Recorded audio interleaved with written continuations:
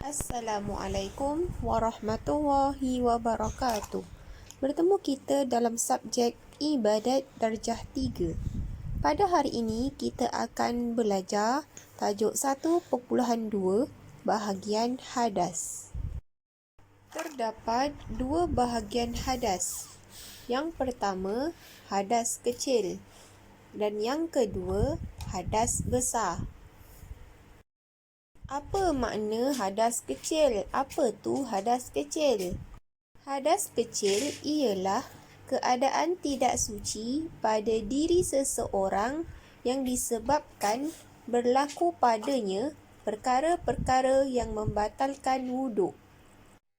Oleh itu, orang yang berhadas kecil diwajibkan berwuduk semula jika hendak melakukan ibadah seperti solat, tawaf, menyentuh atau membawa Al-Quran. Maksudnya dekat sini, bila mana kita dalam keadaan hadas, kita tidak suci dan kita tidak boleh melakukan ibadah tertentu seperti solat, tawaf, sentuh Al-Quran, bawa Al-Quran. Macam mana nak solat? Macam mana nak sentuh Al-Quran? Macam mana nak pegang Al-Quran? Kita kena ambil wuduk untuk mengangkat hadas tersebut. Daripada Abu Hurairah radhiyallahu anhu bahawa Rasulullah sallallahu alaihi wasallam bersabda, "La yaqbalullahu salata ahadikum idza ahdatha hatta yatawaddaa." Rawahul Bukhari wa Muslim.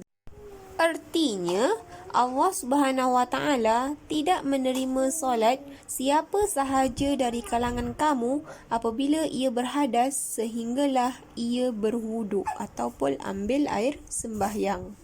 Maksudnya dekat sini, banyak mana pun rakaat yang kamu lakukan, bilangan solat yang kamu laksanakan, tapi kamu tak ambil wuduk, maka solat yang kamu laksanakan tu tidak sah.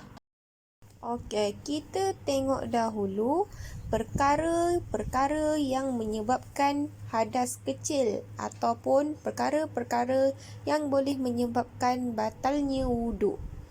Yang pertama, keluar sesuatu daripada kubul ataupun dubur seperti kentut dan membuang air kecil atau air besar. Apa tu kubul? Apa tu dubur? Kubul adalah kemaluan hadapan dan dubur adalah kemaluan belakang. Yang kedua, tidur tidak tetap dua papan punggung. Maknanya bila mana kamu tidur, kamu tergolek sana, tergolek sini, tapi kamu tidak sedar, maka dikira sebagai terbatalnya wuduk ataupun kamu dalam keadaan hadas kecil. Yang ketiga, hilang akal seperti pitam atau mabuk. Kat sini, bila kamu dah ambil wuduk, tiba-tiba kamu rasa nak pitam. Bila mana dah pitam, maka wuduk yang kamu ambil tu, walaupun kamu tak terkentut, tetap batal. Yang keempat, bersentuhan kulit lelaki dengan perempuan yang halal nikah tanpa lapik. Contohnya, awak lelaki dengan ustazah, boleh nikah tak? Boleh kan? Boleh kahwin kan? Sebab apa? Ustazah bukannya ibu awak, bukannya adik-beradik awak. Maka bila awak tersentuh tangan ustazah, tapi awak waktu tu dah ambil wuduk, maka wuduk yang awak ambil tadi terbatal. Yang kelima, menyentuh kubul atau dubur manusia dengan tapak tangan ataupun perut jari. Apa tadi makna kubul? Kubul adalah kemaluan hadapan. Apa tu dubur? Dubur tu adalah kemaluan belakang. Bila mana awak sentuh ataupun tersentuh kemaluan awak dengan tangan awak, maka akan terbatallah wuduk tadi. Okey, tengok info. Gambar yang pertama tu, yang atas tu adalah perut jari. Gambar yang bulat tu, itu adalah tapak tangan awak. Info seterusnya, wuduk yang dilakukan secara sempurna boleh menyebabkan solat kita menjadi lebih khusyuk, iaitu pertama, memelihara adab-adab ketika berwuduk. Macam mana kita nak solat dengan tenang? Yang pertama, kita kena jaga wuduk kita. Yang kedua, tidak membazirkan air. Ambil wuduk, buka air sekadarnya, bukannya sebesar-besar, tidak. Dan yang ketiga, memberi tumpuan sepenuhnya ketika berwuduk, tidak berbual-bual. Ketika ambil wuduk, jangan berbual-bual dengan kawan. Ni tidak, time nak ambil wuduk itulah time itulah nak berbual-bual. Tadi mak aku masak sedap. Tadi aku makan ayam masak kari. Time itulah nak berbual-bual. Jangan ya. Okay, kita tengok pula contoh orang yang dalam keadaan hadas kecil. Yang pertama, gambar orang tengah baring. Ali tidur dengan tidak tetap dua papan punggung. Tu gambar tu nampak tak dia mengiring. Bila mengiring, punggung kita sebelah lagi akan berada dekat atas. Itu maknanya dia tidak tetap dua papan punggung. Gambar kedua, orang tengah pitam, pengsan. Abdul Aziz pitam kerana terlalu panas. Itu pun boleh menyebabkan batalnya wuduk ataupun dalam keadaan hadas kecil. Yang ketiga, seorang lelaki. Kenapa lelaki tu? Talib terkentut selepas mengambil wuduk.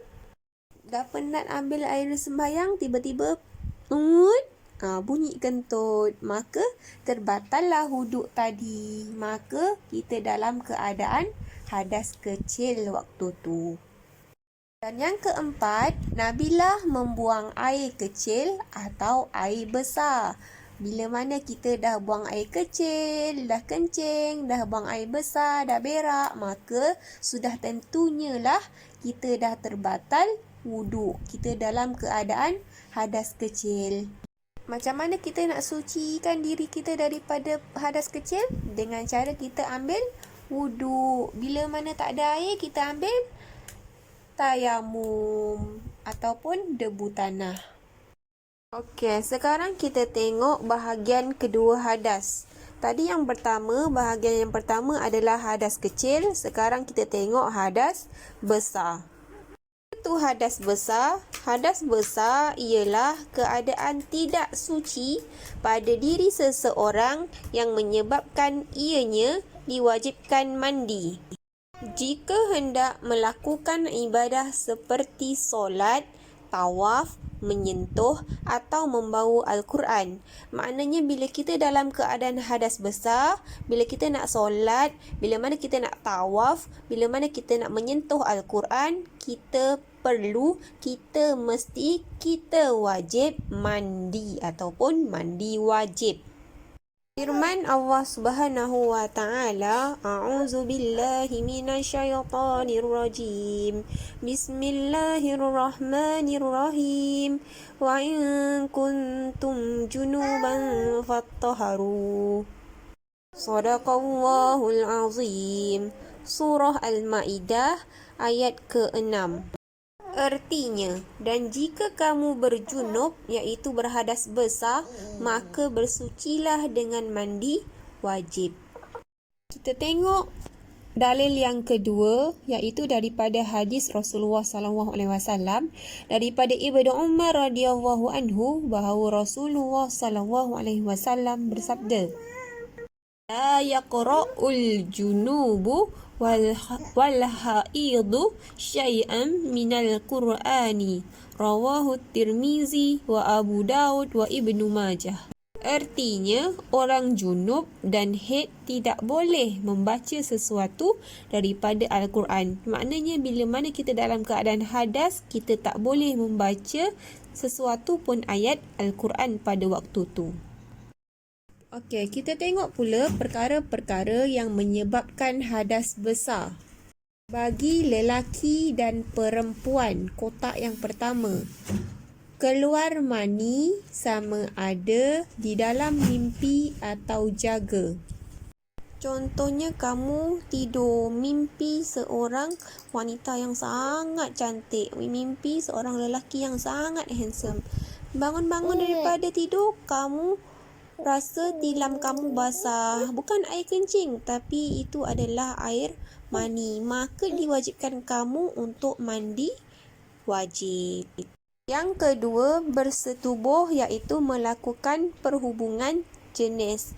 Bila mana dah kahwin nanti, kita nak ada anak. Jadinya kita kena buat perhubungan jenis tu. Maka, lepas dah lakukan hubungan tu, maka kita kena mandi wajib.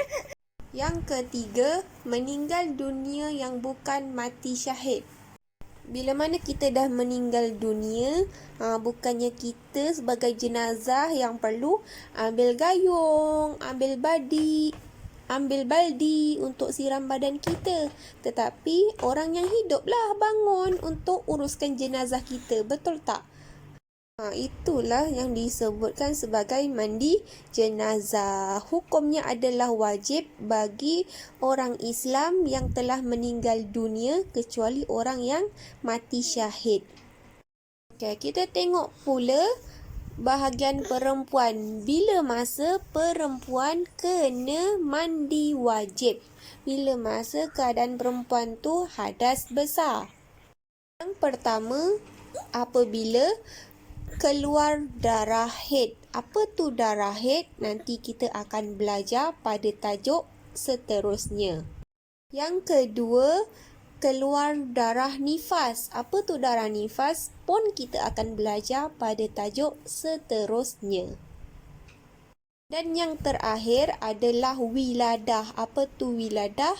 Wiladah adalah melahirkan anak. Selepas ibu bersalin, kita perlu mandi wajib disebabkan oleh melahirkan anak ataupun wiladah tadi.